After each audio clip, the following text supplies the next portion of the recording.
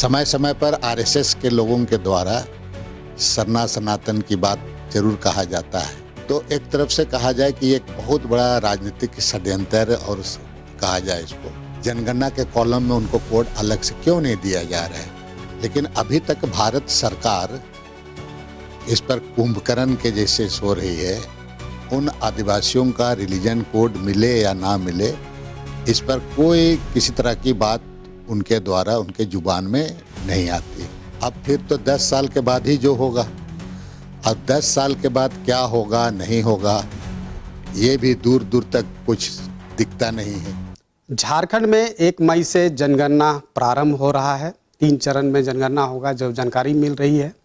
पहले चरण में डिजिटल तौर पे जो है जनगणना होगी, दूसरे चरण में मकान को सूचीबद्ध किया जाएगा और तीसरे चरण में मुख्य रूप से जो है जनगणना होगी, आबादी की जनगणना होगी।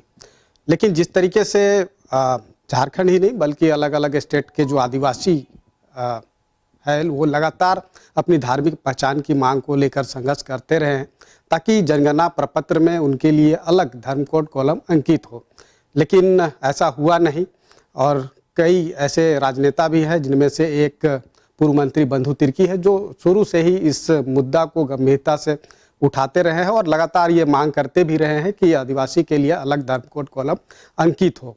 लेकिन हम इन्हीं से बातचीत करते हैं और जानते हैं, चूँकि जनगणना प्रारंभ हो रही है, अब तो आप लोगों को फिर 10 साल के लिए संघर्ष करना पड़ेगा, चूँकि इस साल तो धर्म कोड कॉलम अलग से नहीं मिल रहा है। दीपक जी देखिए, सरना धर्मावलंबियों का उसका आइडेंटिटी का सवाल है और देश भर के आदिवासी, वैसे आदिवासी जो प्राकृतिक के पूजक हैं, जो प्राकृतिक पर अपना आस्था रखते हैं, विश्वास रखते हैं, उनको अब तक रिलीजन आइडेंटिटी नहीं मिलना ये बहुत ही चिंता का सवाल है। और इसके लिए देश भर के आदिवासी लगातार संघर्ष अपने अपने राज्यों में कर रहे हैं, करते आ रहे हैं। समय समय पर देश की राजधानी दिल्ली में भी उनके द्वारा आंदोलन किया जाता रहा है। हमारे झारखंड प्रदेश में सरना धर्मावलंबियों का जो उनका धार्मिक आइडेंटिटी के लिए, उनकी पहचान के लिए विशेष सत्र बुलाकर यहाँ से बिल पारित करके दिल्ली भी भेजा गया कि इनको रिलीजन आइडेंटिटी मिले। और ये ना केवल झारखंड में बल्कि पड़ोसी राज्य बंगाल से भी ये पारित होके गया है।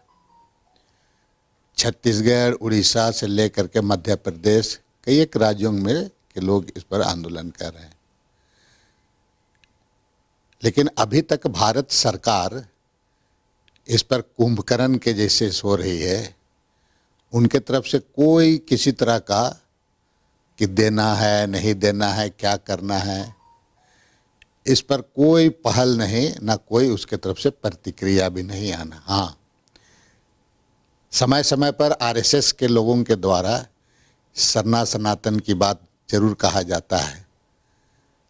लेकिन आखिर जो प्राकृतिक पूजक हैं, उन आदिवासियों का रिलीजन कोड मिले या ना मिले, इस पर कोई किसी तरह की बात उनके द्वारा उनके जुबान में नहीं आती है। आज जनगणना का कार्यक्रम शुरू हो चुका है।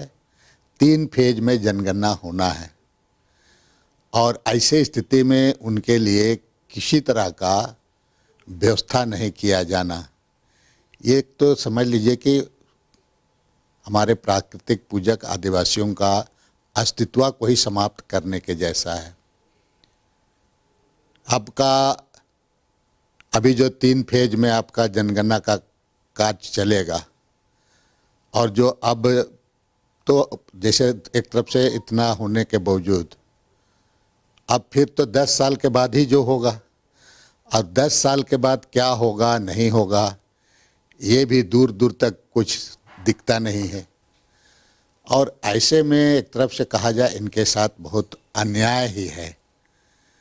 मैंने भारत के संविधान में हर लोगों को अपना धर्म पर उसका अलग अलग आइडेंटिटी मिला है, जैसे हिंदू, मुस्लिम, सिख, ईसाई, इवन आपका जैनियों को भी मिला है, जबकि उनसे कहीं ज़्यादा, कई गुना ज़्यादा प्राकृतिक पूजक आदिवासियों की जनसंख्या है। और ऐसे में इनके साथ में इनका कोड नहीं देना, और तो और आपका अदर्स कॉलम को भी हटा देना, तो आखिर ये लिखेंगे कहाँ लिखेंगे? तो एक तरफ से कहा जाए कि एक बहुत बड़ा राजनीतिक षड्यंत्र, और कहा जाए इसको कि आप जब वोट की बात आती है तो उनके लिए आप बात कहते हैं। यहाँ भी विगत 2019 का चुनाव में देश के प्रधानमंत्री मोदी जी आए थे, गृह मंत्री अमित शाह भी आए थे, तो उन्होंने भी कहा था कि इनका कोड को दिया जाएगा। आखिर ऐसा क्या मजबूरी है, आखिर कौन सी कठिनाइयां हैं कि आप इनको उनका रिलीजन का जो उनका आइडेंटिटी कोड आप उसके लिए अलग से नहीं दे रहे हैं? जनगणना के कॉलम में उनको कोड अलग से क्यों नहीं दिया जा रहा है, जबकि लगातार मांग होते जा रहा है कि भाई हम यहाँ जो हम आदिवासी हिंदू नहीं हैं, हमारी जो पूजा पद्धति है, हमारी जो परंपरा है, संस्कृति है, बिल्कुल अलग है, हमें अलग से हमारा रिलीजन कोड मिलना चाहिए। आप उनके लिए किसी भी तरह का यहाँ से प्रस्ताव जाने के बावजूद भी आप उस पर कुछ अपनी बात नहीं रख रहे हैं। अपनी बातों को उनको बताना चाहिए कि भाई क्या आखिर क्या करना है। और ऐसे में हम निश्चित रूप से कहेंगे कि आने वाले 10 साल तक फिर इंतज़ार करना पड़ेगा। और अगर ये 10 साल इंतज़ार करना पड़ेगा तो 10 साल के बाद भी क्या होगा नहीं होगा ये भी आपका कहा जाए कि निश्चित नहीं है। तो इनका एक तरफ से समझ लीजिए कि इनका अस्तित्व ही खतरा में हो जाएगा, और इनकी जो हिस्सेदारी, इनकी जो भागीदारी से इस महरूम हो जाएंगे।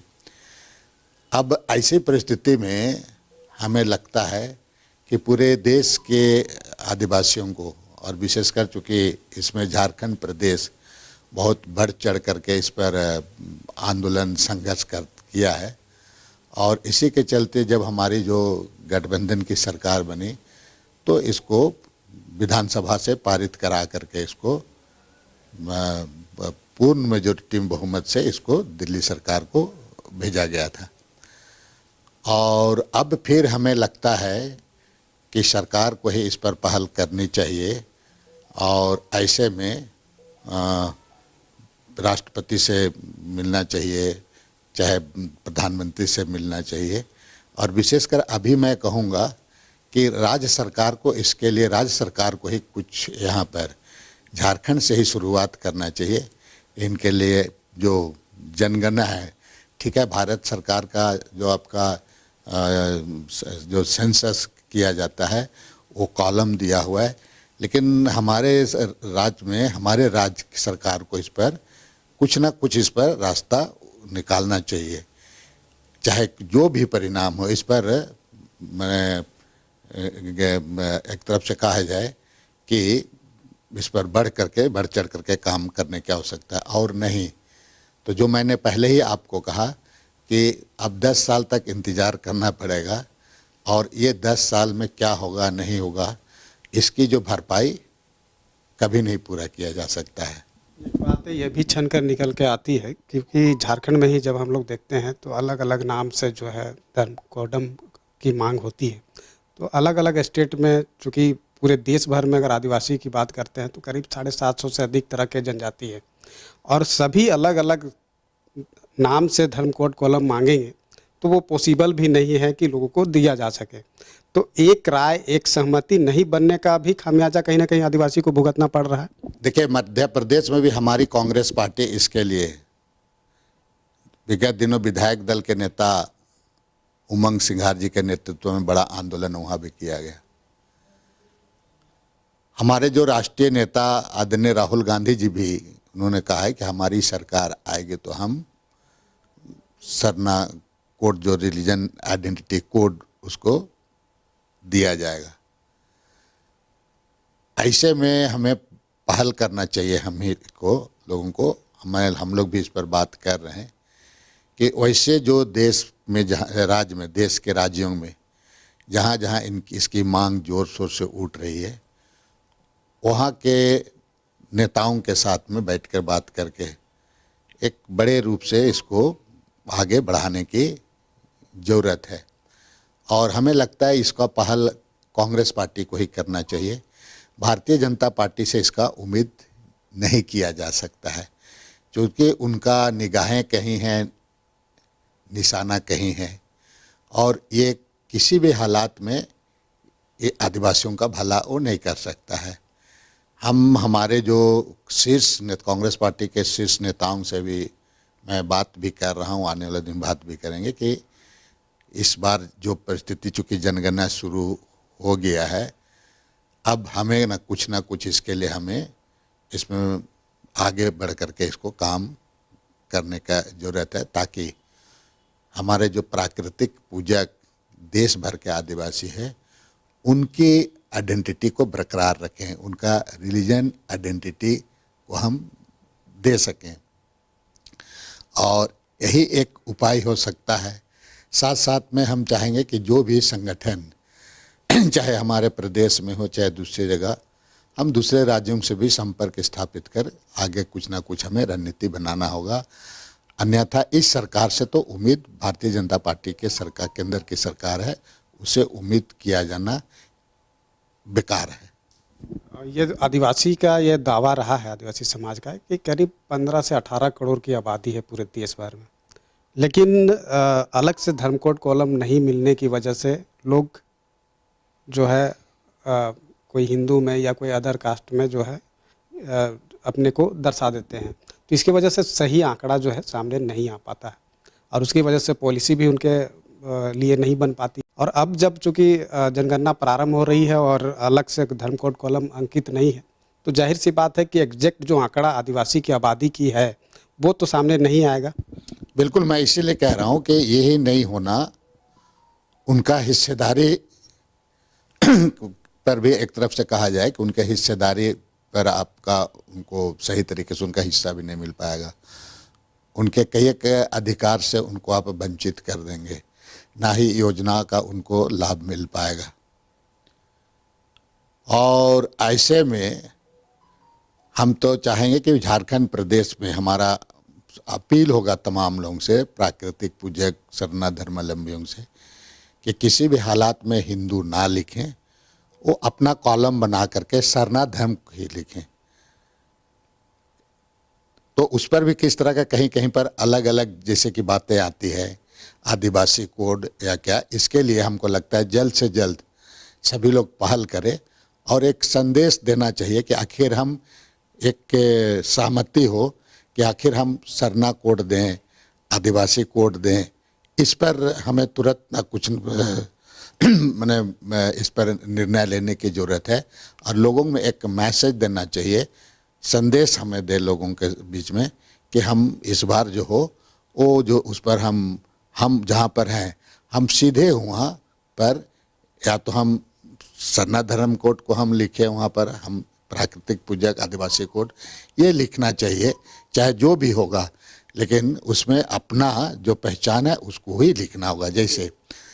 जैसे इससे पहले जो आपका लिखा गया था तो 50 लाख से अधिक आया था, तो उसी तरीके से तब क्या है कि ये अगुवाओं से मेरा अपील होगा, कुछ राज्यों के साथ में जल्द से जल्द बैठ करके आखिर हम एक आम सहमति बनाने की ज़रूरत है, ताकि इसमें किसी तरह का संदेह ना हो और लोग इसको उसी को उसमें अंकित कर सके। बिल्कुल, देखिए जनगणना प्रपत्र में आदिवासी शरणा धर्मावलंबियों के लिए अलग से धर्म कोड कॉलम अंकित हो, इसको लेकर एक लंबी संघर्ष यूँ कहें कि दशकों पुरानी मांग रही है। और चूँकि जनगणना प्रारंभ भी हो गया है अब ऐसे परिस्थिति में आदिवासी समाज के पास या आदिवासी समाज के सामने एक विकट परिस्थिति भी है कि खुद को वो कहाँ दर्शाएं और उनका एग्जैक्ट आंकड़ा क्या सही मायने में आ पाएगा, क्योंकि अलग से धर्म कोड कॉलम नहीं मिलने की वजह से एग्जैक्ट आंकड़ा आ पाना काफ़ी मुश्किल है। जिस तरह से दावा 2014 के सेंसस के अनुसार किया गया कि झारखंड में 50 लाख लोगों ने सरना धर्म कोड लिखा है, लेकिन यह भी दावा किया था कि पूरे देश भर में करीब 15 से 18 करोड़ की इसकी आबादी है, तो उसके मुताबिक काफ़ी कम जो है वो आंकड़ा सामने निकल कर आता है। अब देखना होगा, चूँकि यह दशकों पुरानी मांग रही है और इस मांग पर पहल अब तक नहीं हो पाया है और आगे कब इस मांग पर पहल होगी, तो इसके लिए तो फिलहाल इंतजार करना होगा। लेकिन यह संघर्ष आदिवासी समाज का जो जारी रहा है वो आगे भी जारी रहेगा। अपने सहयोगी रवि के साथ मैं दीपक उरांव, न्यूज़ 11 भारत, रांची।